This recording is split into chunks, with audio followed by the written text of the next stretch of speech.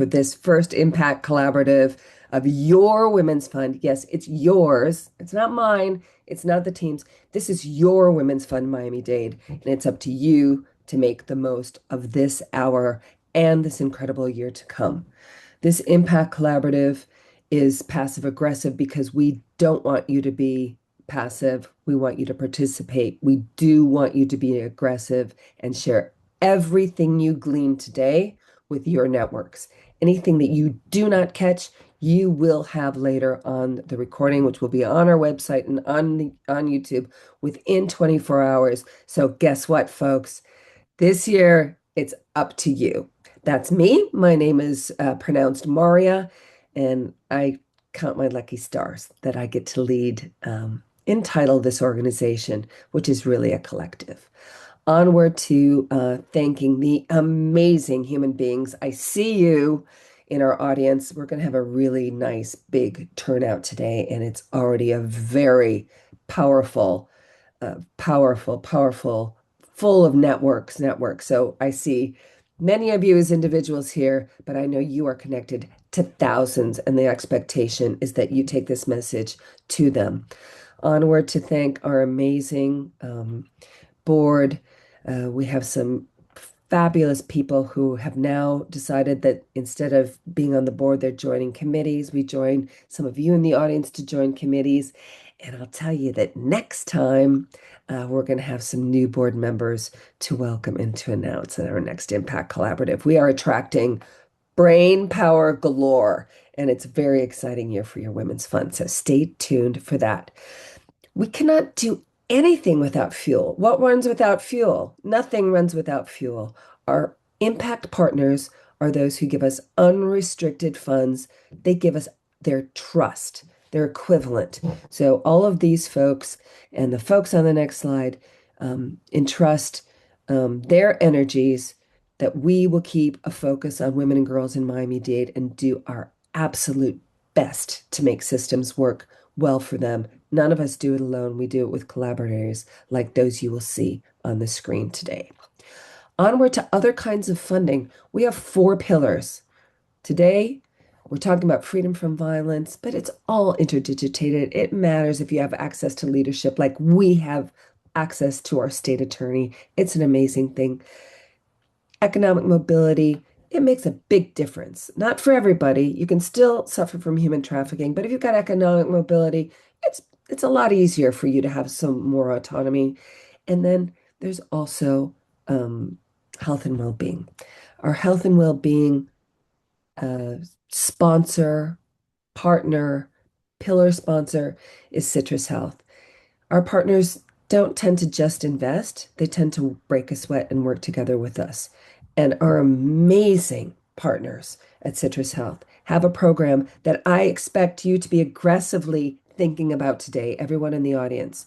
They have a program called the Chance Program, which has foster homes for kids who have been victims of being groomed for or victims of human trafficking. That is not for anyone. They need qualified, amazing, caring foster parent homes.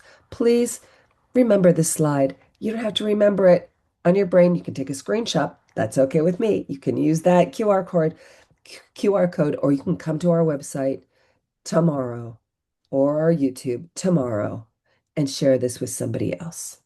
Onward we go. We love you, Citrus. Thank you for all you do. This slide looks like it's got so many partners on it, and it does, but this is just a sliver of our expectations. We expect some 200 partners to be part of #OneTeam. So aggressively, we are asking each and every one of you today to pay attention, to work with Daniela Luna from our team. We'll make sure you have all the information. We're going to talk about what #OneTeam is. We want your logo here because we want to be working together, shoulder to shoulder. And on we go, Danny. These are the guiding principles. What is #OneTeam? This is for organizations and affiliated groups to participate. It could be a PTA. It can be your church group. There are all kinds of folks. We'll have many law enforcement agencies. We'll have huge groups like you saw, like Overtown Youth Center or the YWCA. We'll have major groups, but what we care about is your networks. Who listens to you? If you have an organization, a group that you're affiliated with, you are invited to join hashtag One Team if you are willing to value collaboration over competition, knowing that we get more work done when we're achieving together, that we agree to unify our messaging through consistent communication. The brain science is clear, beautiful people. You cannot have 17,000 different messages coming to 17,000 in 17,000 different ways. You need consistency. What do I do when I see these things? What are the message? It will trigger your brain to do something. So we invite you. We are not the boss of you. We invite you to use the messaging that has been very carefully developed under the guidance of those with lived experience for whom this work exists, and the victims' advocates who work professionally with them. We integrate the insights provided by those subject experts and iterate accordingly. So if there's something that we need to change halfway through the year because somebody from the state attorney's office or Gloria Martinez tells us this is what I'm seeing, the messaging and the grooming is changing, we will upgrade and we will change those messages because we have the mechanism to work together. We expect people in hashtag One Team to respect and be inclusive. Every member is valued and independence and interdependence respected. We are action oriented. If you hadn't noticed, we focus on initiatives and campaigns that create measurable, qualitative, and quantitative impact. I don't care if it's the number of people who are arrested or the number of people that are not arrested because we've done so much better. I don't care if it's one story or if it's 20 stories, all will be valued. And finally, as the state attorney and others you will hear from today, there is strength in unity. We, without question, are stronger together. Please scan this QR code to join. It will not be your only opportunity today. Go ahead, Danny. I will say that usually we have a moment for statistics. And our amazing Senior Director of Research and Collective Impact, Viviana Alvaro Pacheco, usually has a cameo here. Instead, we're going to put the information and the links in the chat so you can go to our Gender Equity Index and be able to localize the data that we have here in Miami-Dade County and statistics. And I'm going to turn it over to our brilliant leader to give our keynote, the Honorable Madam State Attorney Catherine Fernandez Rundle. She has to be somewhere important today, so she thought we were important too. So she recorded this for us, and Danny's about to play it for us. It's hot off the presses, just done last night.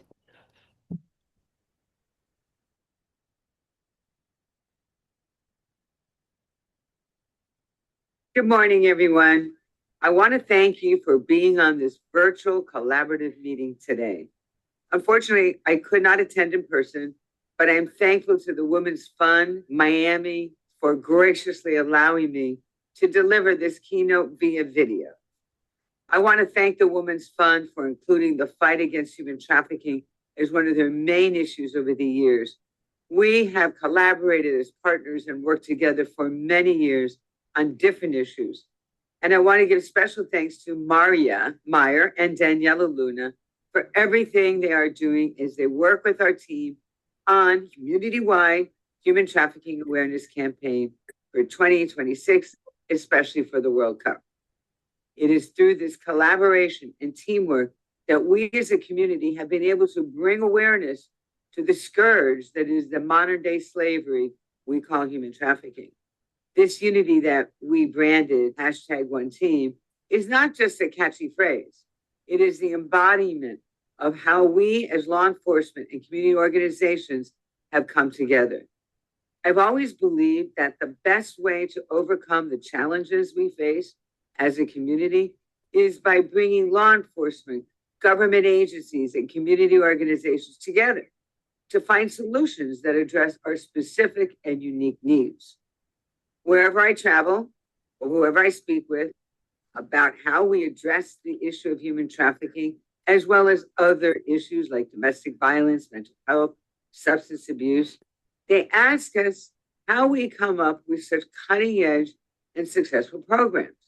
And I always say the most descriptive word and the key word is collaboration. We are definitely stronger together. We not only address what happens at the back end of an issue, we also know how important awareness and prevention are, since predators and traffickers count on the naivete and trust of their victims and the community at large. And as many of you know, Florida ranks third in the nation for reported human trafficking victims. And right here in Miami-Dade, we love being number one on a lot of issues, but we don't want to be number one in the state of Florida for the number of victims of human trafficking. That is a wake-up call. Human trafficking is happening in our own backyard, and it's happening in our schools, in our parks, and in our foster care system, and it's happening every single day. The modern day slavery is a $150 billion industry worldwide and a $32 billion industry in the United States alone. Victims, so many of them children, are coerced, manipulated, and exploited. Oftentimes they're beaten and drugged. And here's something even more alarming. In the United States, 1 in 3 runaway teens is recruited for commercial sex within 48 hours of leaving home. Now, let's be clear. Traffickers don't fit one profile. They can be anyone, teachers, boyfriends, even family members, even grandfathers. And they use every tool available, including social media apps like Snapchat, Discord, and Kik, to lure victims. Around 2013, we decided enough was enough. We created the Human Trafficking Unit and the Human Trafficking Task Force to rescue victims and prosecute the traffickers. Since then, we've worked with over 1,300 victims and filed nearly 950 cases and answered more than 3,000 hotline calls. As can be seen from these statistics, human trafficking is not a crime that happens somewhere else. It's happening in our community, hidden, but in plain sight. If you're not looking for human trafficking, you won't see it. Behind every human trafficking statistic is a victim whose life has been stolen from them. To traffickers, the exploitation of our vulnerable youth is more profitable than any other crime. Selling their bodies is cruel, yet for them, it's a very reasonable business decision. Well, you can sell a gun once, you can sell a drug once, but a human being, you can sell a human being up to 20 times a day, 7 days a week. Our approach is a victim-centered and trauma-informed prosecution model because these survivors, they deserve dignity, a hope, and a future. They deserve to be loved and respected. Everyone works together proactively to uncover and rescue these victims, provide services, share intelligence, information, minimize victimization, and punish the traffickers. Victim-sensitive interview techniques, response teams with victim counselors, and victim-sensitive charging decisions. This is all part of our victim-centered approach. All this collaborative work is headquartered in a one-of-its-kind, that I'm familiar with, Human Trafficking Center, which serves as a one-stop shop to provide services and coordinate investigations. We have over 70 sworn law enforcement officers from 36 local, state, and federal agencies working together under our task force. We've launched awareness campaigns during major events like the Super Bowl in 2020, Formula One, and Ultra, because traffickers see these events as opportunities. This year, 2026, Miami-Dade County will host the Orange Bowl, NHL, Winter Classic, World Baseball Classic, Miami Open, Ultra Music Festival, the PGA Tour, Miami Grand Prix, and the FIFA World Cup, and at the end, the NASCAR Cup Series Championship. The FIFA World Cup globally is regarded as the most prestigious sporting competition in the world. And it was estimated to have been watched by some 5 billion people. That is close to half of the world's population, the last time it was held. We're looking forward to receiving millions of visitors and celebrating our beautiful paradise that we live in with the rest of the world. However, these events and their influx of visitors also attract bad guys. They attract traffickers. So we have been working and gearing up for this situation for a long time, longer than we can even have imagined. And we will not tolerate criminals coming into our community and exploiting our vulnerable. I was honored to have been approached by the FIFA host committee to lead the human trafficking awareness campaign because of the work we have done in the past with major events. We gladly accepted and are fortunate to continue to work with our partners, the Women's Fund, Christie House, It's a Penalty, Miami-Dade Council on Human Trafficking, the National Council of Jewish Women, Miami-Dade College, and so many others on our biggest effort to date. The state attorney's human trafficking task force is ready. Our law enforcement is ready. Our service providers is ready for the challenge that traffickers pose, and we cannot fight these criminals alone. We need your eyes and your ears to protect our community. We need you, the public, to know how to identify the clues which indicate a possible human trafficking victim or a human trafficking situation. A call to our human trafficking hotline at 305 Fix Stop or scan to our QR code can be the most important first step. Our human trafficking hotline is a local, rapid response line that is open 24/7. Every resident has the power to be a guardian of safety, to save a life by staying alert to unusual and suspicious activity. Together, we can continue to build a community where human traffickers have no refuge.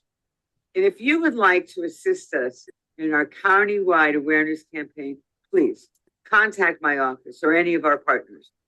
I would also like to invite you to our upcoming Human Trafficking Forum that will be held on January 22nd, 2026 at Camilla's house. Our annual forum is an effort to broaden the community and professional understanding of the complexities of this crime, the trauma impacting human trafficking victims, and the developing treatment models that have been developed and aimed at helping victims break the negative psychological and emotional chains that can bind victims to their abusers, sometimes forever.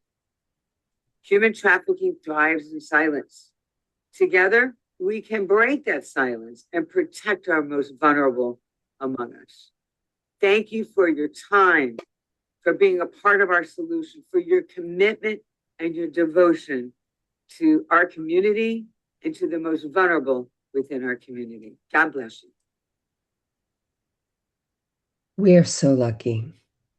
I hope this county understands what it means to have a leader like our state attorney focus so much of her incredible energy onto this topic. I have no question that what she has seeded and what we've all worked on collaboratively um, will last, I hope, way below, way beyond my tenure and all of our tenures. That Miami-Dade County will be a beacon of focus and light for many years to come. This is your Impact Collaborative. We ask you to be aggressive. We ask you to answer all three of the polls so we can record your opinions because data and impact and collecting things matters these days. So if you want your Women's Fund to thrive, to react to your opinions, and to also be able to show the impact that we're doing, answer the polls, please. And afterwards, there's a survey. This organization reads them. Okay. Um, Thank you very, very much for being a part. We'll ask you to also put your questions in the Q&A uh, uh, uh, area here. I will get to as many as I can. We have the luxury of having not three, but four panelists today. Justin Funk has agreed to join us because the state attorney wasn't able to be here in person, so he'll be here to help. We're going to go really quickly. We're going to ask each of our panelists to introduce themselves in 2 minutes or less in context of why they're here today. And then usually we ask each of them to say, what are you seeing in 3 minutes or less? But today it's two because there are four of you, and ditto with your calls to action. And then hopefully we will be able to get to some questions at the end. So here we go. Sarah, thrilled to have you with us today. Welcome. Please introduce Thank yourself. you. Thank you so much. Um, just checking I'm unmuted. Great. Hello, everyone, and it is wonderful to join you all today. I'm Sarah De Carvalho, CEO and founder of It's a Penalty. And It's a Penalty is an international organization for the prevention of human trafficking, and we harness the power of major sporting events to bring education and awareness surrounding human trafficking and exploitation in order to prevent it before it happens.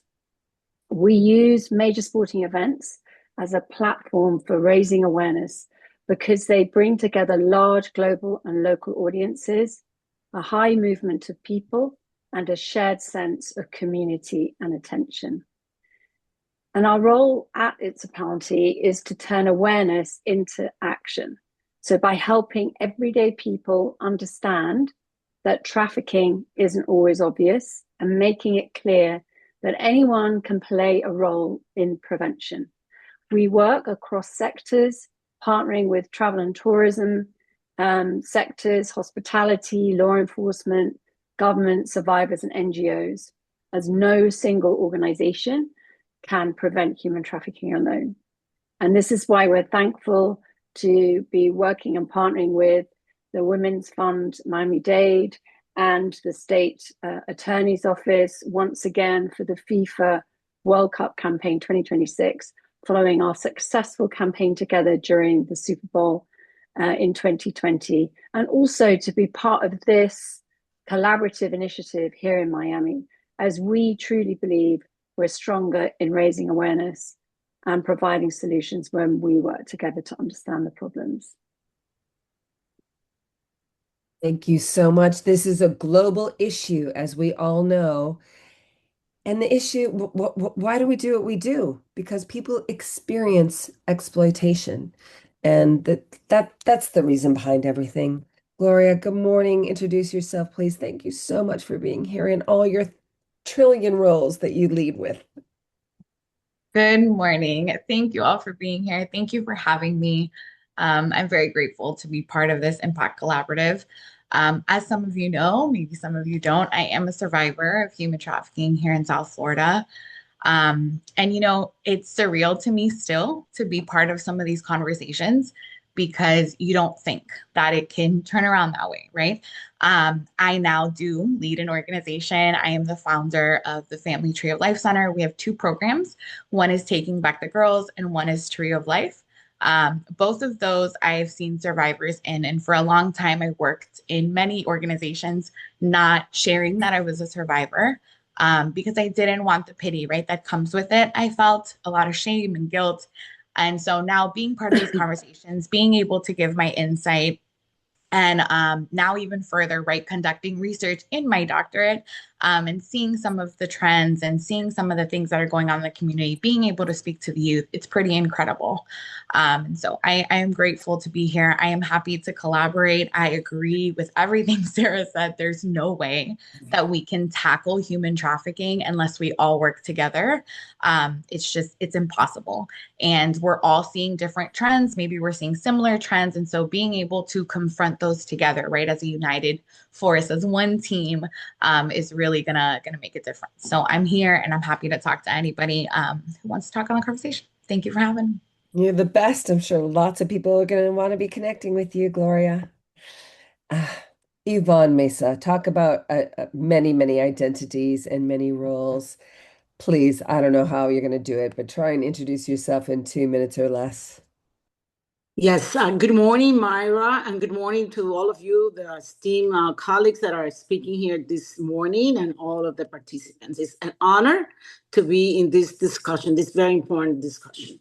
As it was said before, my name is Yvonne Mesa, and I am currently the Senior Advisor of the Department of Corrections and Rehabilitations. Previously, I was the Assistant Director of the Community Action and Human Services Department. I have been working for the last 30 years in the field of violence against women, which led me to become an author and write a book called "Why Are We Not Outraged?"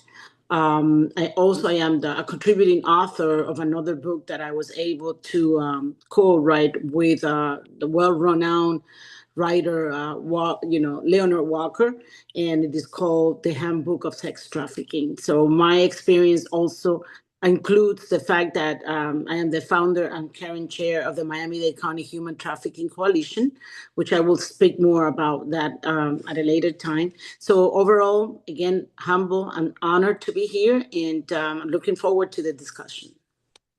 And also one of our board members. So thank you for your leadership on your Women's Fund Miami-Dade. And most importantly, I am a proud member of the Women's Fund. Justin, it's such a joy to have you in your new role and working so closely with you. Please introduce yourself. Welcome. Good morning, everyone. I feel like I'm probably the least qualified of all the panelists here after listening to those three wonderful women introduce themselves. But as it says, my name is Justin Funk, and I have been a prosecutor for Ms. Rundle for the last 15 plus years. And I am currently the director of the Human Trafficking Center. I am been left to lead her unit under her direction, and I am privileged to be able to work with everybody here and work with victims and do what we can to bring awareness to this and work every day to try to rescue victims and put these horrible human beings that do these wildly horrific things, to put them away to the best of our ability. And that is something that brings me joy, to know that we're doing good things every day. And so, yeah, that's what I do. And we're so glad you are. Carrot and stick. Let's do everything we can, everybody here today, to get to your networks to prevent this horrific, horrific crime. And if not, let's send them to Justin. Sarah, now, in this next 2 minutes, can you give us a sense of what you're seeing? What do we know? So, as we've already heard from the state attorney, Catherine Fernandez Rundle, the trafficking is growing, and it's growing globally. And as she said, what we're seeing as we run this campaign all over the world is that it remains largely invisible. The latest figures show that it is the fastest growing and second largest criminal industry in the world today, and that 50 million people are estimated to be trapped in human trafficking and exploitation around the world, and nearly 1/3 of children account for identified victims globally. A majority of people trafficked are trafficked by people they know in their own communities, towns, and cities. And it happens in everyday settings where anyone can be a target.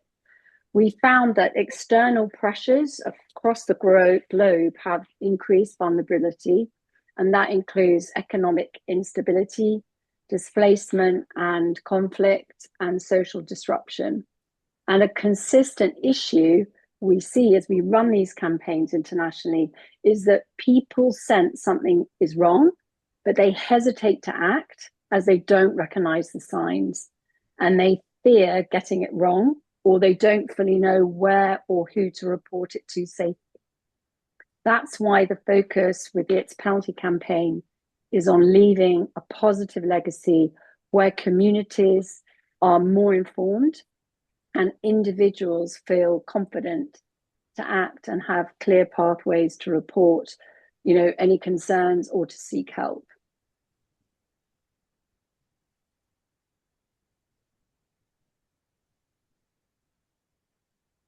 Thank you so very much. Gloria, what are you seeing? All right. So for me, in the last year, right, 2025, we just finished out counting numbers, of how many youth we reached. And so for me, I got to present in front of 4,300 last year here in Miami-Dade County, which is pretty impressive, I feel. And with that, more boys than girls came up to me after my presentation to tell me that they have almost been trafficked or were in that situation, similar situations with an older girl or a senior and they're a freshman, or and it's not what I expected, right? I don't think it's what society expects. It's definitely not what I expected. Additionally, I went with one of the senior victim advocates from the state attorney's office to UPS. And we got to speak to the drivers before they hit the road in the morning, because they go in, right? They take the packages into the businesses. They can tell if someone's sleeping there or not. They go in.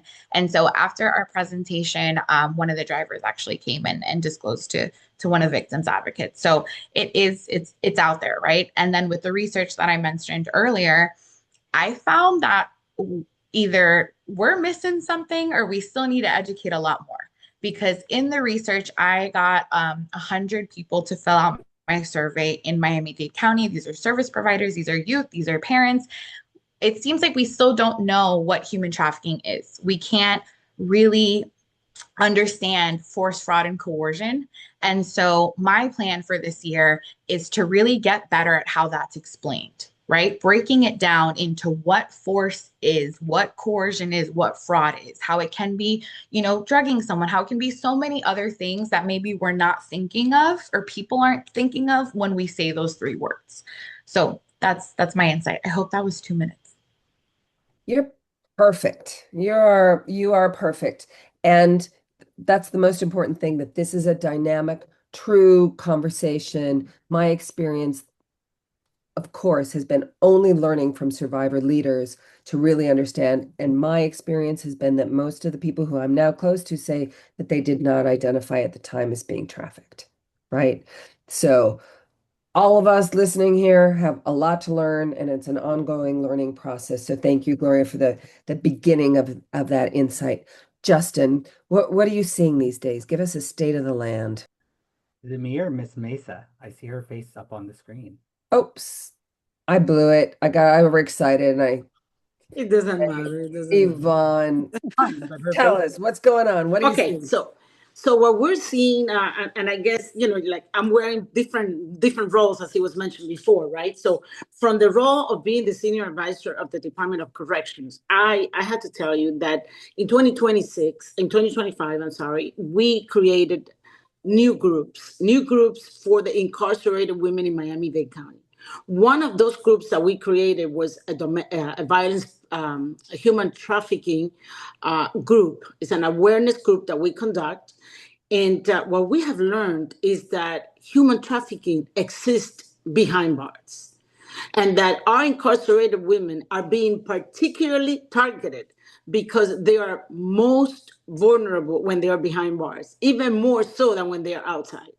So we have begun very actively to train not only our incarcerated population, but also our staff, our correctional officers. We instituted a trauma informed curriculum, and now that has become part of the academy. Now, in order for you to become a correctional officer in Miami-Dade County, you're going to have to take a trauma informed care course, and you're going to have to take a human trafficking course. So that has really opened up our groups, opened up our understanding of how this crime can take place behind bars, to the point, Myra, that we have come aware of situations in which a particular woman has purposely gotten arrested to be inside, because by being inside, they're able to recruit the most vulnerable, women who are incarcerated. So we have seen that. We, like Gloria, we were not expecting to see so many victims of human trafficking behind bars, but they are. And we definitely need to address that. And there are specific needs that have to do with transportation. They have to do with housing. because honestly, we can do a lot of awareness, but we need to take action. And we need to be specific and strategic about the action that we take if we really want to make an impact. Now, from the perspective of the Miami-Dade County Human Trafficking Coalition, I have seen a lot of participation, Myra. I think that our community, and that's something that we were discussing earlier this morning, our community is getting involved. I think people are understanding a little more about the fact that they need to do something about it. And a perfect example is really the Department of Corrections and Rehabilitation when it comes to a setting where that wasn't being done before. So that's the idea. The idea is to get everyone to look around your surroundings, look about what you're doing, and find a way in which you can incorporate this education. Because this education, this awareness belongs everywhere. There is no place that is safe from human trafficking. So we all need to be doing that. We all need to be examining our surroundings, our sphere of influence, and finding new, alternative, and innovative ways to still talk about this topic. And I very briefly, because I know our time is constrained, but I want to also just briefly talk about victims versus survivors, because that's something that is constantly being talked about. And I want to clarify that. So when we utilize the word victim, that word is not necessarily wrong. It is incomplete. They are victims, but that word only describes the person. It basically describes what was done to the person. So when we talk about survivorship, we talk about what is we are honoring the journey of that individual moving forward. So unfortunately, sometimes in the legal climate, in the legal arena, we do need to refer to them as a victim of crime, because otherwise they don't meet criteria for a series of things. But in society, we need to keep in mind that survivors is what they are. They made it, they're here, they're courageous, not victims. Victims freezes them in that moment in which they were abused.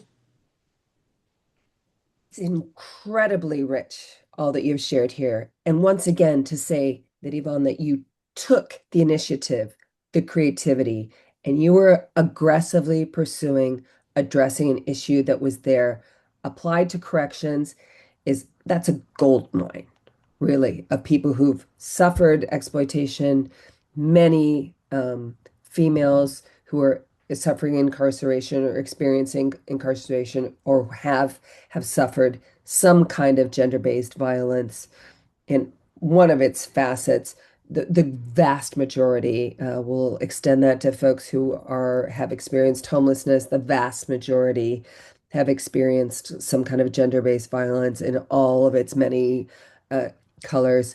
I dare say that every single person who is here in the audience today has a network where they can apply the creativity that you've done. It doesn't have to be as massive. It doesn't have to be as institutional. Everybody doesn't have to be Yvonne Mesa to make a difference, but they can be inspired by what you've done here.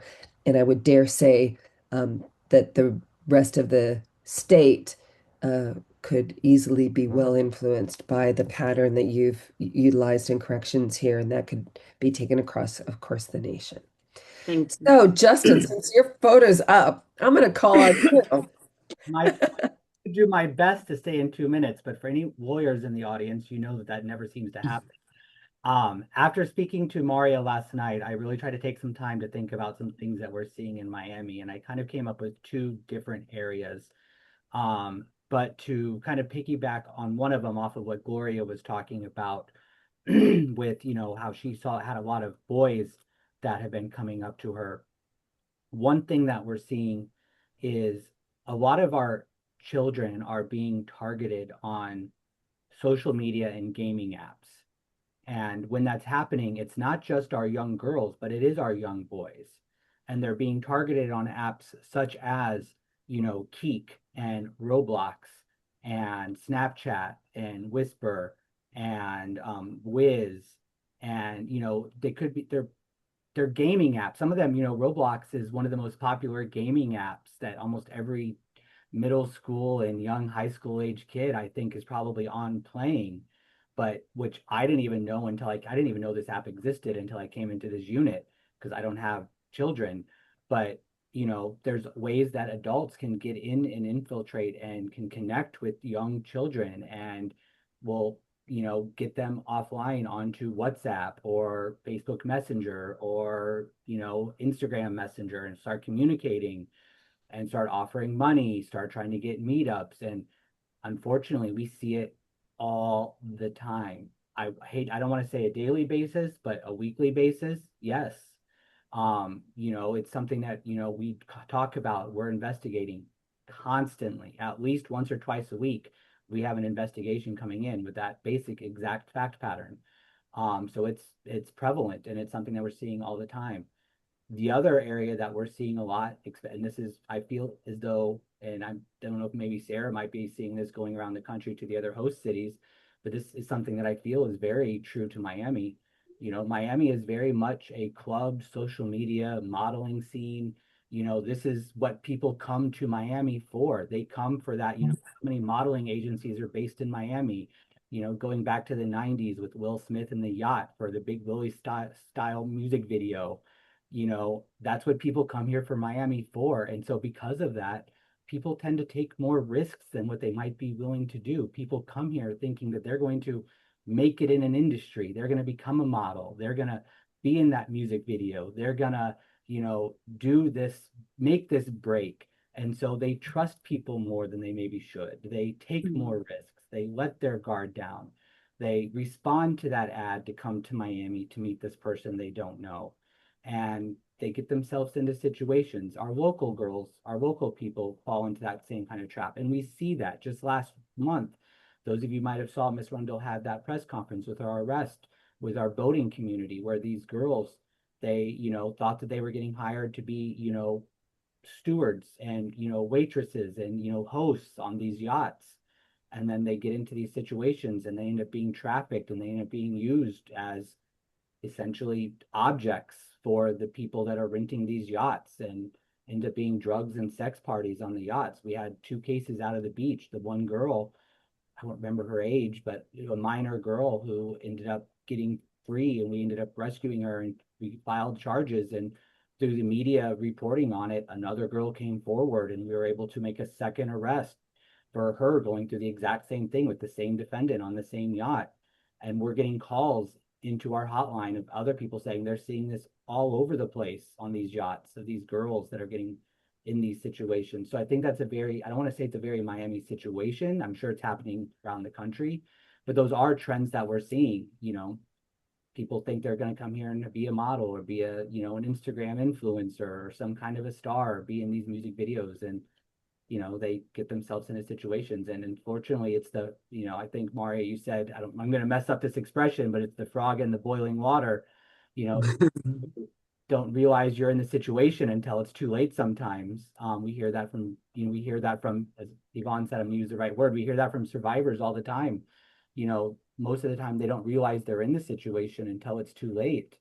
And, it's a story we hear all too well, all too often. Justin, that is so spot on, and it makes it real for people. This time last year, we had folks from the FBI coming on talking about current trends. And at that time, talk about the frog in the, people thinking that it was going to be so exciting because coming to Miami was going to make life easier. They were targeting mothers, single mothers of young children, babies, small children in small towns across the US saying, you got to come to Miami. You're too pretty. This life is too hard here. Come here. You can be a model. You can, work at some different parties and it will all be great. And then they would make those moms work if they wanted their kid back, right? It's absolutely take the cartoon character of a brain exploding. So all of us should continue to think that this stuff is really happening, to not forget it, to not get numb. I want to talk about something else and point people to resources. So our amazing partners who are in the audience and in the house today and have been on the screen many times of Christie House. We love you, Christie House. Amazing partners have partnered with us and a wonderful organization called 2 Million Children who are focusing on online grooming, right? We understand so much of this is happening. So there's a link in the chat. Maria Teresa put in there, christiehouse.org. Be prepared. So it talks about we've got public awareness campaigns. We've got tiles that you can use. Please use them. Please share them. And Christie House is very happy to do some trainings for you. So the state attorney's office does trainings, many of us here, but please do not hesitate. 2 Million Children is also helping us to lift some of the heavy load of organizing. So if it's a parent group, if it's a school group for students, we can work together with Christie House to get those trainings together of online grooming. And also any newsletter that wants to post our billboards about human trafficking or our billboards about don't be scared, be prepared. So your kids are not sitting ducks to online grooming. We have those resources. Do not hesitate to ask. Somebody put Daniela's email again, please, in the chat, because you are not alone. You are one email away from getting the resources that you need. So this is ongoing. So in 2 minutes or less, Sarah, what can we do? Fishing pole.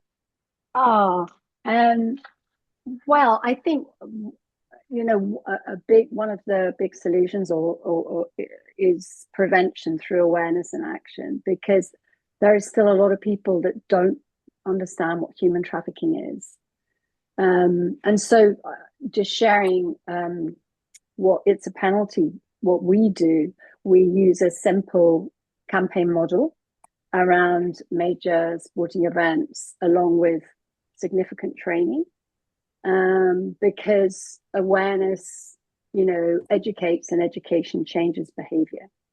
And this is part of a preventative solution. And we found over the past decade that raising awareness has a big impact directly and indirectly on the prevention of trafficking when it's paired with clear, simple actions.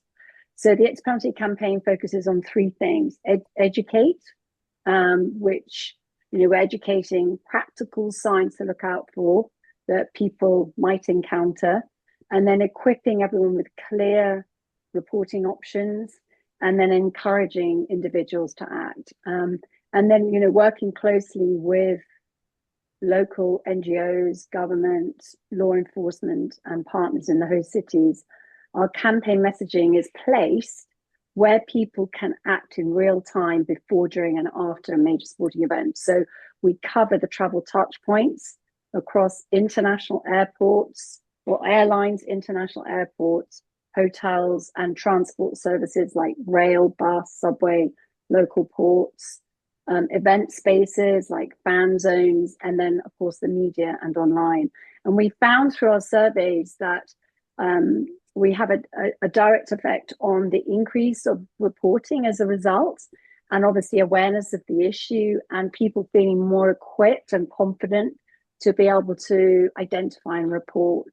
And then indirectly, our campaigns, the awareness campaigns, like I said, encourage behavioral change for tourists and sporting fans visiting a city like Miami for an event. And this then helps to reduce demand and provide safer environments for individuals. And just to finish, the penalties, the upcoming FIFA World Cup campaign this summer that we're going to be working together in Miami with is being delivered. We're actually delivering it across all three host countries. So that's including the US and Canada and Mexico.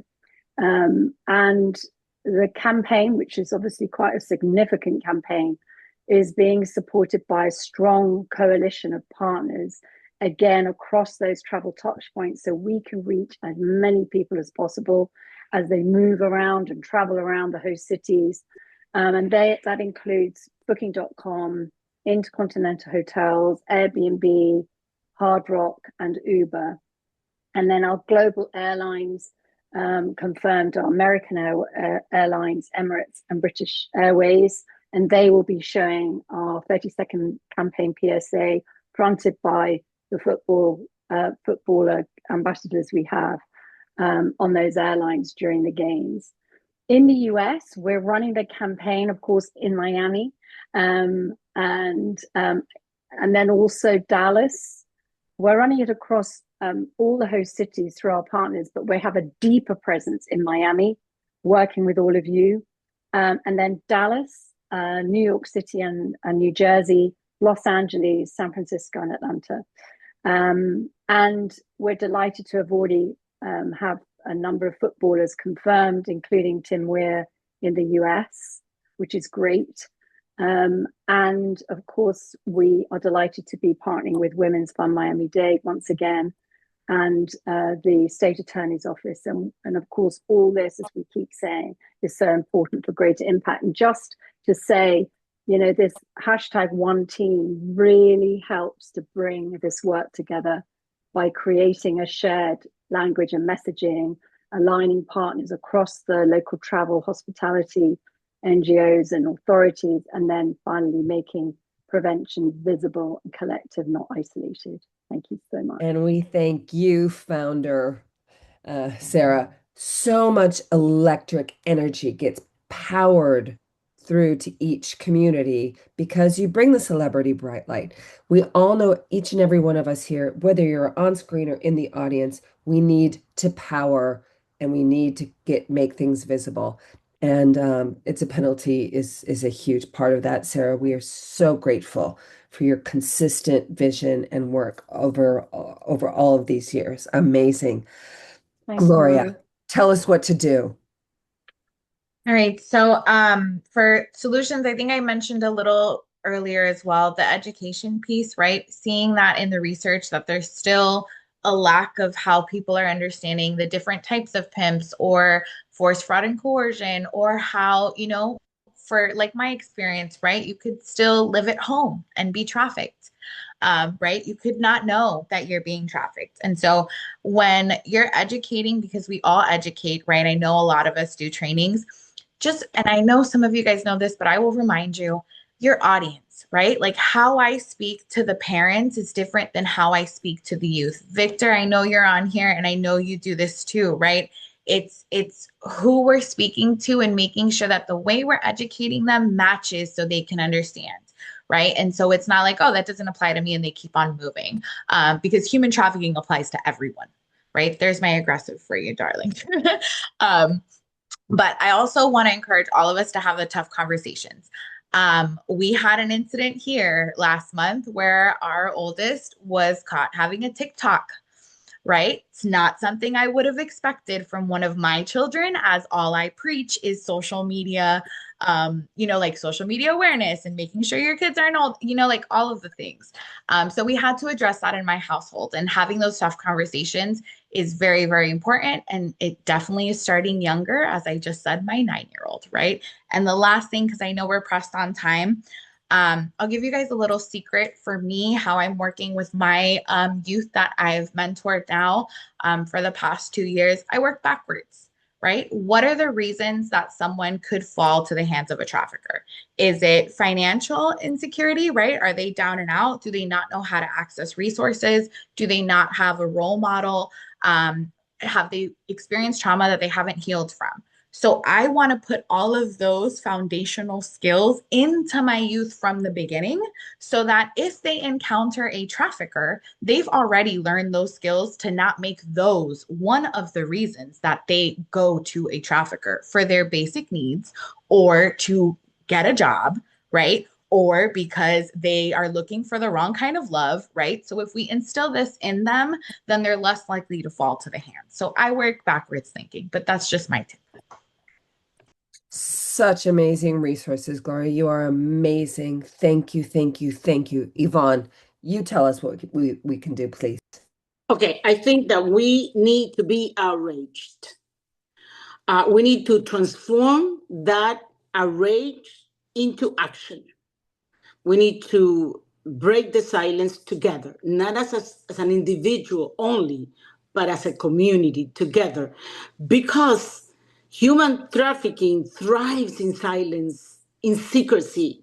So when we are part of that secrecy, we are contributing indirectly. So when we talk about breaking that together, the silence together, and I'm not gonna read some things I put in my book. I think families must stop covering for the abuse. These are different components, right? Communities must hold leaders accountable when they ignore the crime. Institutions must stop protecting reputations over safety. And individuals must speak up, even when it is uncomfortable. Because let's just be very honest about this. Talking about human trafficking, it's uncomfortable. Because human trafficking, it's a crime that touches our morality as a society. It should not exist. Think about it. How is it that we can still have human trafficking in our society? It is indecent, it is immoral, and it touches us in very deeply. So it's uncomfortable. So, but unless we realize that human trafficking needs to be talked about and that we need to, silence is not neutrality. Let's be very clear. Silence is complicity. When we remain silent, we are actually being complicit, not neutral. And we need much more than neutrality to end human trafficking. So to me, we have to really be outraged, and we have to treat this matter. Something else that I think is very important, Maria, when I am in all these conversations, is that violence against women, which includes human trafficking, is treated as an unfortunate occurrence. Oh, this is unfortunate, but not as unacceptable.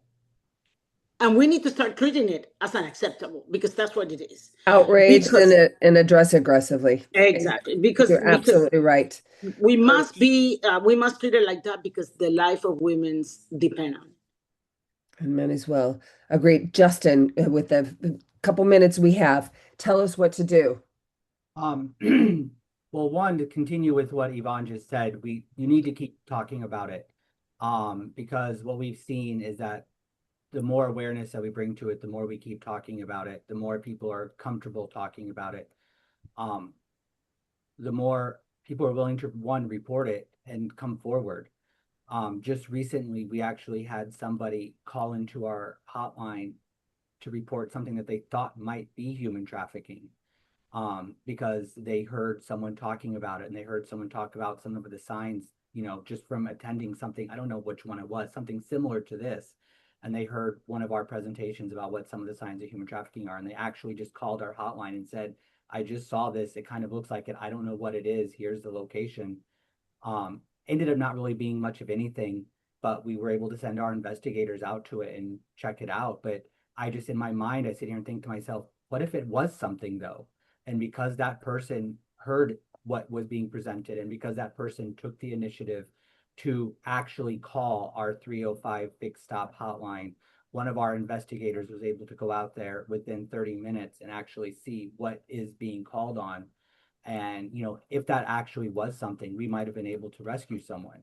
I mean, thank God it was nothing, but, so I think, the call to action for me at least is to keep talking about it, keep doing what we're doing. Anyone who's willing to listen, even if the people don't want to hear it anymore, keep talking about it.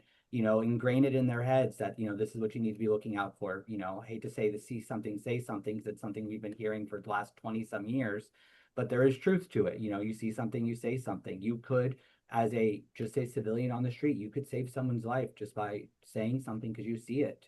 Um, Be and aggressive. Don't be numb. You're not going to hurt anybody. You could do a lot. We already are doing huge damage by letting the greedy rule this economy.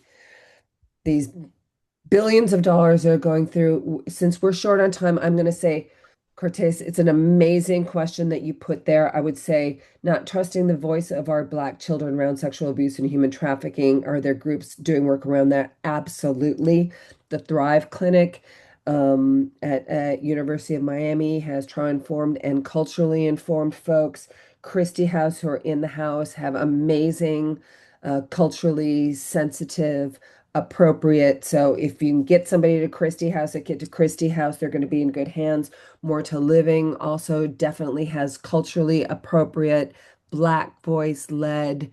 Um, and that's just a very short list. So that's an amazing question. Um, there are others as well. I know that Maria Glada Harrington just put all of her information there as well. Many of you saw that slide before from the Chance program and Christie House. Hopefully, you caught it. But remember, this recording is going to be living for eternity. We hope on our website and on our YouTube. Please plagiarize, use it, cut and paste. I don't care if you cut out everything that I've said today and just take Gloria's quote and show that in your classroom. I don't care if you take what Yvonne Mesa said and do it for your university class. If you want to take it to your PTA or your soccer team, what Sarah was talking about, Justin doesn't care if you just, put up the state attorney's keynote and don't listen to what he said. We don't care. We want you to act and we expect you to.